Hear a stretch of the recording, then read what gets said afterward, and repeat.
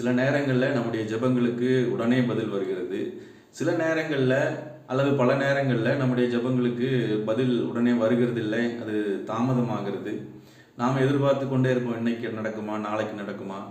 ஏதோ ஒரு ஒரு அப்ளிகேஷன், அதாவது திருமண காரியமோ, வேலை வாய்ப்போ அல்லது மற்ற பிள்ளை பேர், இப்படி ஏதோ ஒரு காரியத்துக்காக, ஒரு வீடு, அந்த மாதிரி காரியங்களுக்காக நம்ம ஜெபம் பண்ணுறோம். ஒரு ஆசீர்வாதத்துக்காக நம்ம காத்திருக்கிறோம் அப்படின்னா, நம்ம ஜெபம் பண்ண உடனே அதில் அங்கே ரிசல்ட் வந்துருச்சு அப்படின்னா நமக்கு ஒரு பெரிய சந்தோஷம். ஆனால் சில நேரங்களில் ஆண்டவர் என்ன செய்கிறாருன்னா, நம்மை காத்திருக்க பண்ணுகிறார். சில நேரங்களில் பதில் ரொம்ப தாமதமாக வரும், தாமதமாகிக்கொண்டே போகும் சில நேரங்களில்.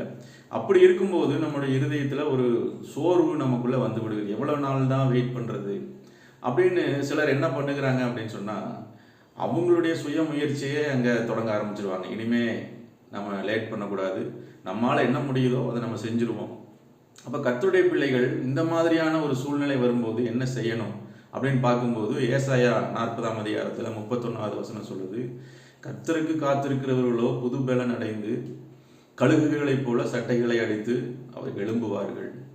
அப்போது கர்த்தருக்கு காத்திருக்கிற ஒரு அனுபவம் கர்த்தருடைய பிள்ளைகளுக்கு ரொம்ப ரொம்ப அவசியமானது, ரொம்ப ரொம்ப முக்கியமானது. ஏன்னா சில நேரங்களில் நம்ம காத்திருக்கும் பொழுது நமக்கு தேவையான பலனை கர்த்தர் தருகிறார். அந்த வசனம் சொல்லுது, அவர்கள் நடந்தாலும் சோர்ந்து போவார்கள், ஓடினாலும் இளைப்படையார்கள். இப்போ அந்த அளவுக்கு ஒரு பலன் நமக்கு தேவையாக இருக்கிறது. நமக்கு எதிர்காலத்தை குறித்து தானே எந்த காரியமும் நமக்கு தெரியாது, ஆனால் கர்த்தருக்கு நன்றாக தெரியும். அதனால நம்ம எந்த இடத்துல பலப்படுத்தணும், எந்த இடத்துல நம்மை காத்திருக்க செய்ய வேண்டும், எந்த இடத்துல ஆசீர்வாதங்களை கொடுக்க வேண்டும் என்பது கர்த்தருக்கு நன்றாக தெரியும். ஆனால் நமக்கு காத்திருக்கிறதுக்கு முடியல, அவசரப்படுகிறோம், உடனே நம்ம அந்த ரிசல்ட் எதிர்பார்க்குறோம். அப்படிங்கும்போது நம்ம அவசரப்பட்டு நம்முடைய சுய சித்தத்தின்படி சில காரியங்களை நம்ம செய்து விடுகிறோம். அதனால சில தோல்விகளையும் நாம் சந்திக்க வேண்டி இருக்கிறது.